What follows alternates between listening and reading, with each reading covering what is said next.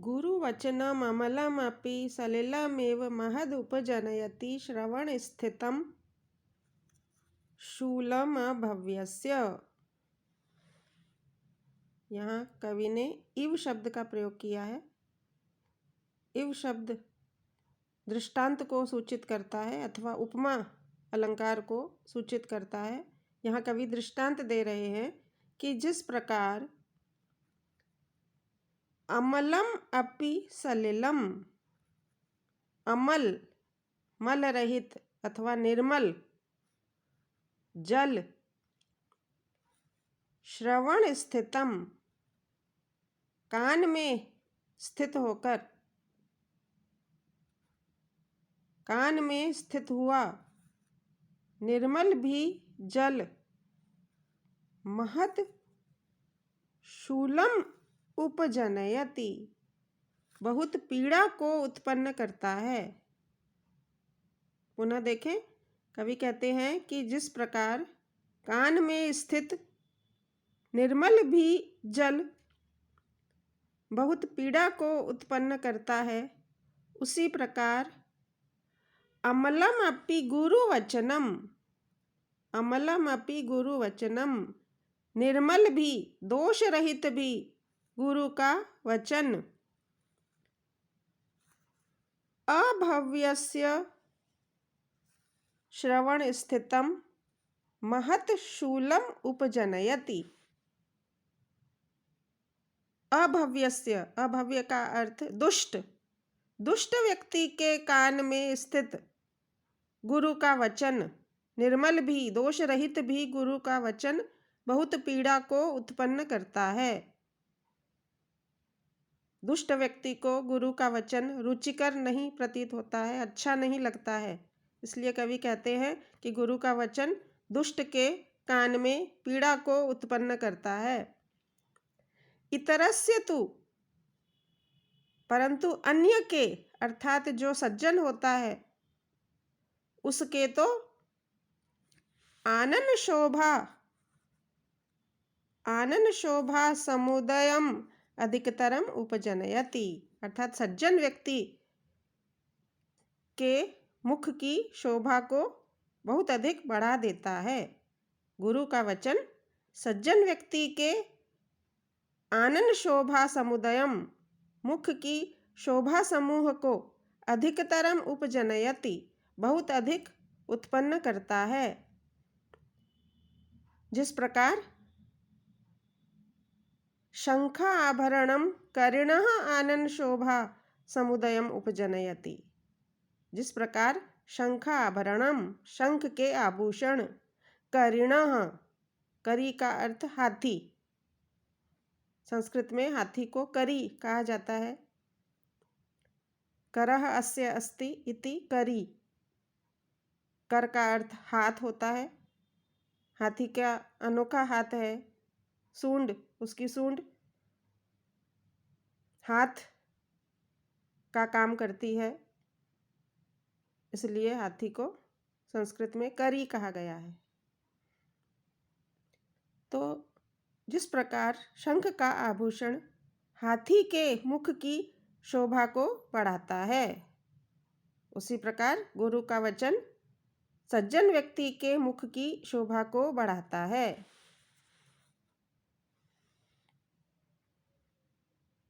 हरति अति मलिनम अंधकारमेव दोष जातम प्रदोष समय निशाकर इव गुरु उपदेशः।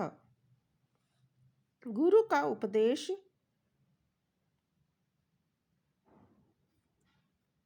अति मलिनम दोष जातम हरति, व्यक्ति के अत्यंत मलिन दोष समूह को उसी प्रकार हरति, दूर कर देता है, जिस प्रकार प्रदोष समय निशाकरः, सायंकालीन चंद्रमा अति मलिनम अंधकारम हरति, अत्यंत मलिन अंधकार को दूर कर देता है। जिस प्रकार सायंकालीन चंद्रमा अत्यंत मलिन अंधकार को दूर कर देता है, उसी प्रकार गुरु का उपदेश अत्यंत मलिन दोष समूह को दूर कर देता है। प्रशम हेतु वयः परिणाम इव पलित रूपेण शिरसिज जालम अमलीकुर्वन् गुरु गुणरूपेण तदेव परिणमयति।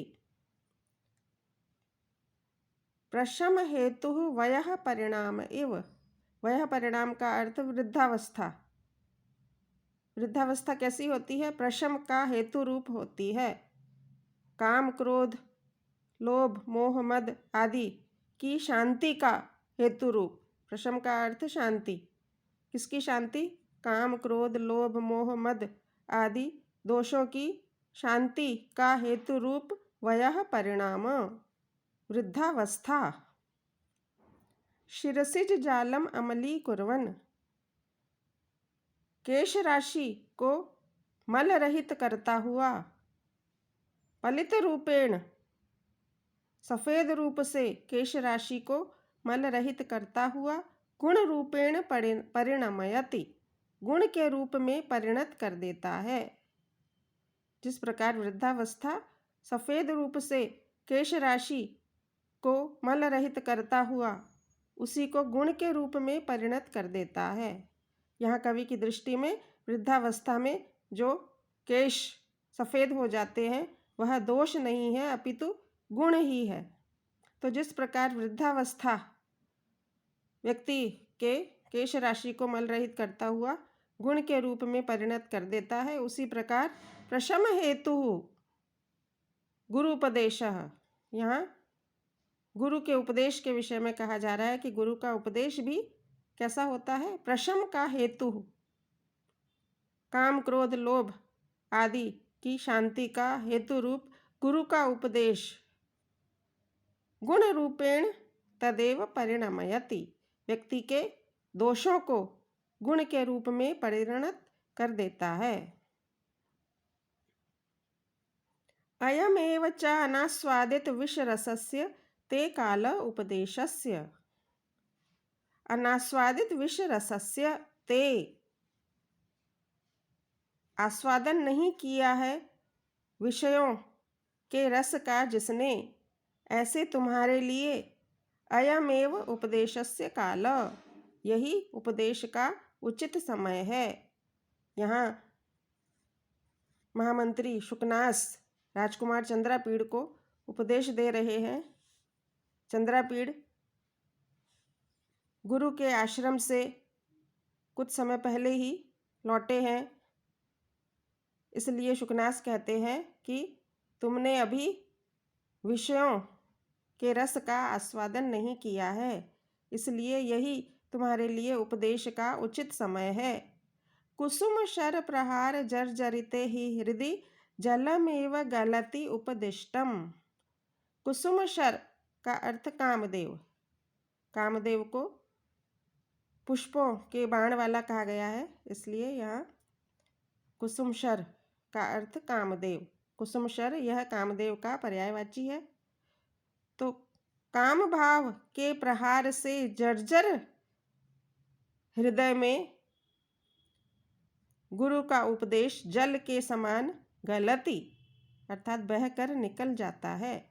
जिस प्रकार किसी जर्जर पात्र में जल टिकता नहीं है, स्थिर नहीं रहता है, बहकर निकल जाता है, उसी प्रकार कामदेव के प्रहार से जर्जर हृदय में उपदिष्टम अर्थात उपदेश वचन गलती बहकर निकल जाते हैं।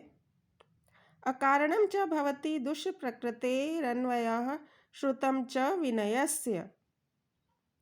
दुष्प्रकृतेः, दुष्ट प्रकृति दुष्ट स्वभाव वाले व्यक्ति का अन्वयः उच्च कुल और श्रुतम का अर्थ शास्त्र ज्ञान, विनयस्य अकारणम भवति, विनय का कारण नहीं होता है। कोई व्यक्ति जो दुष्ट स्वभाव वाला है वह भले ही उच्च कुल में उत्पन्न हुआ हो और भले ही शास्त्रों के ज्ञान को प्राप्त किया हुआ हो, तथापि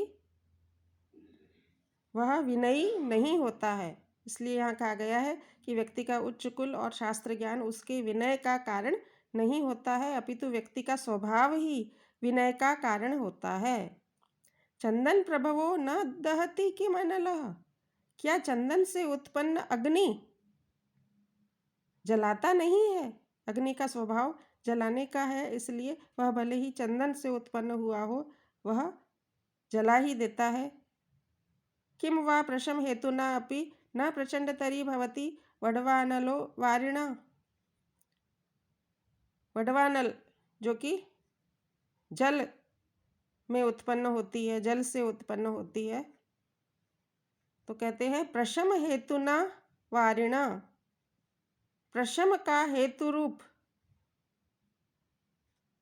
अग्नि को बुझाने का, अग्नि की शांति का हेतु रूप जल होता है। सामान्यतः अग्नि की शांति का हेतु रूप जल होता है, परंतु उस शांति के हेतु रूप जल से उत्पन्न हुई वडवानल क्या प्रचंडतर नहीं होती है? अग्नि का स्वभाव प्रचंड होने का है, जला देने का है, इसलिए वह भले ही जल में उत्पन्न हुई हो, वह अग्नि जला ही देता है।